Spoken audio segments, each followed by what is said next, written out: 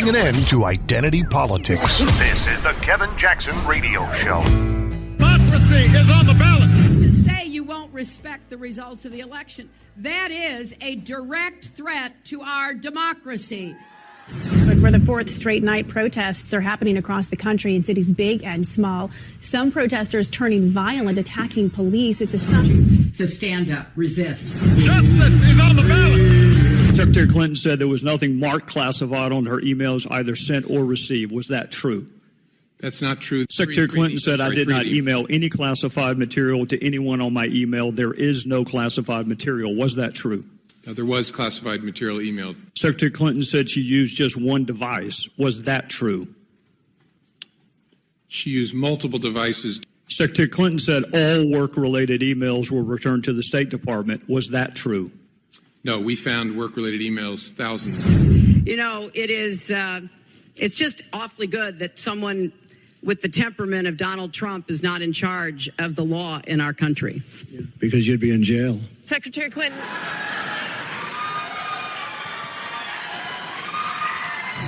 I will consider it a personal insult, an insult to my legacy. And that's why I can say with confidence, there has never been a man or a woman, not me, not Bill, nobody, more qualified than Hillary Clinton to serve as president. Victory, Donald J. Trump will become the 45th president of the United States, defeating Hillary Clinton.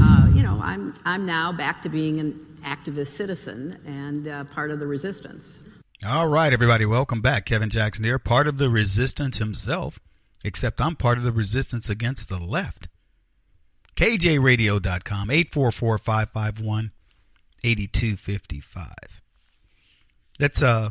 There's another little, you know what, let's play another Hillary Clinton, one that, quite frankly, Robert Mueller should be listening to if he's indeed going to investigate interference in elections and what have you. I am already receiving messages from leaders. I'm having foreign leaders ask if they can endorse me to stop Donald Trump. I say, this is up to Americans. Thank you very much. But I get what you're saying and where you're coming from. You're not going to tell us who?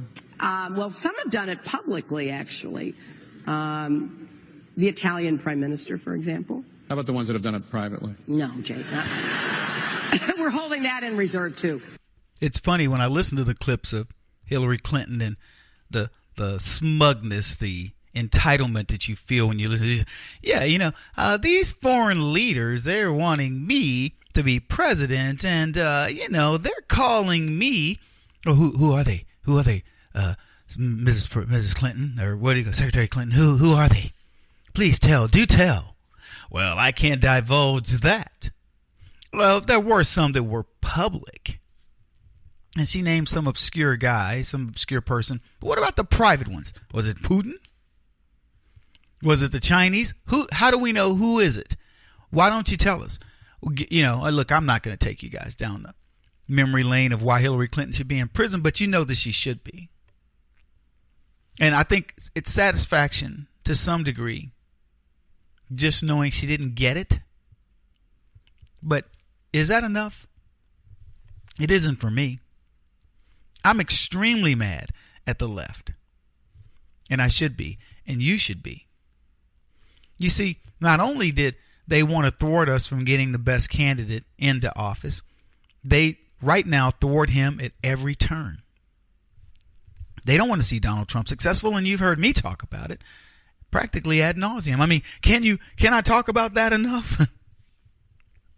The idea that these people are so against progress, so against you getting everything you want out of life, that they're willing to thwart the man who wants to help you to get there. For no other reason than we lost and you're going to pay. So I liked going down this little bit of path. And let me explain why this is so important. I mean, besides the obvious. I want you to think about other places and the messes that they're in and how leftism has allowed that to slip. These countries, England, France, and so on, how they've become hellholes, virtual hellholes. Why? Because leftists are so hell-bent on getting you to change who you are, what you believe about yourself. I was talking to somebody the other day. I don't remember who, but we were just kind of rapping about how do you get to where you get. And I go, man, it's so gradual that by the time you recognize it, it doesn't even look the same. And I said in the earlier part of the broadcast, I said, just ask yourself some simple questions. What do you stand for? And how could somebody be against that? How could somebody be against you saying, I want to help students, or, make sure that they're really learning and not just being passed ahead, because it doesn't help? How could you possibly be for dumbing down black people, for example? Kevin, that doesn't happen. Yes, it does. It happens. Look at Kevin, they only got to make, I'm talking to you now. They only have to score, 1085 to be the equivalent of a 1310 for an Asian. To be the equivalent of a 1310 for an Asian, I can score a lot less. And you want to convince me that I'm the same. So in other words, if we're working together and there are 1,000 bags of concrete that need to be moved by each of us, and the Asian moves 1,000 bags of concrete, and I move 800 bags of concrete, and you say that's an equivalent day's work. We've both done our task. See, I don't believe that. I'm going to hire the Asian every single time. But the left, they don't see it as moving concrete. For them, it's only theoretical. And by the way, concrete, it's a metaphor. Cement is what I meant to say. Bags of cement. But you get my point. See, when it's theoretical, Kevin, we're going to make you the equivalent of an Asian by raising the grade. And I go, whoo, thank you, Jesus. That means I can get into better schools. But if you make it moving, show me work. Show me some work, something physical that needs to come out of this. It becomes more dramatic. It becomes a true metaphor, if you will, for what's really happening here. I'm not doing as much work, and you don't expect it. You tell me, no problemo. It's okay, dude. When you know it's not. And you want me to believe that that's fair to me. But you convince me that it helps me. And the problem is, there are so many among black folks, leftists, who fall for this, who say, you know what, if I don't have to do as much work as that Chinese dude, no problem. Give it to me. And that self-indulgence on the front end cost you on the back end. And you know what's sad? It may not cost you in particular, but it's going to cost it's going to cost you in the long run. And it's certainly going to cost your people. And so when people say to me, Kevin, you're being an Uncle Tom by doing something, I'm like, man, you can talk to me all you want. I know it is quite the opposite what I'm being.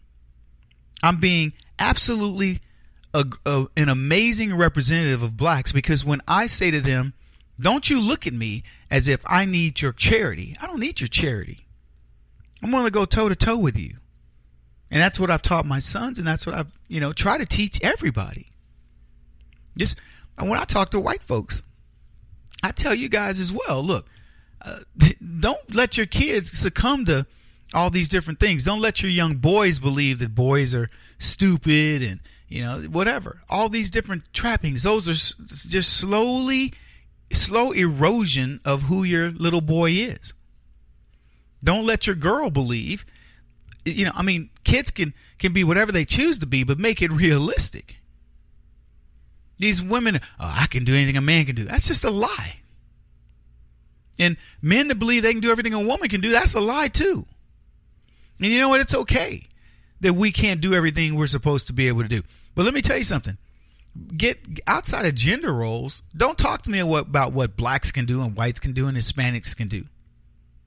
Every country has an opportunity to flourish because of its people. And there are geniuses. There are geniuses in the bushes of Africa. In the bush.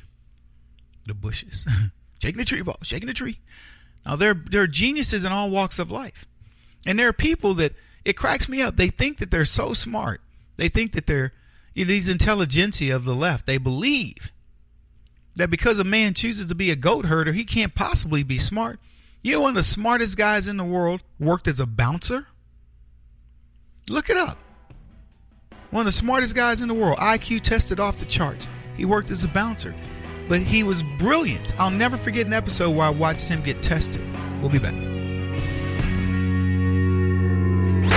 He won't stop until he's the top-rated radio talk show host in America. What kind of weird competitive freak are you? This is the Kevin Jackson Radio Show.